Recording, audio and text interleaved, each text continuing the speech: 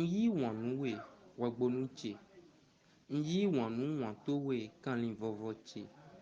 Njolo na dawe sadonu geyɔnuche. Nana agbanuwe kanli wiwiche.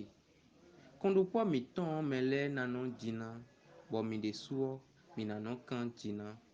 Kpɔnwɛ nkpɔnwe. Wagbaza towe no flemi na geze. Na kplawe yi we me. Bɔ mi na du gbɛdo aklo me. Mina xɔ wɔkpome wevi, anada nusɔnu vivi, mina du kpona se vivi, so dabi kpede mina kudeji. Anyo wan kpedi mami wata, ano konu di na jino malia, watinjon gbezan cheme di tolegba. Ano donu kiko numi di Marcelina bo, di baba yabo, betue no blemi di jeje vike, wagbonu che.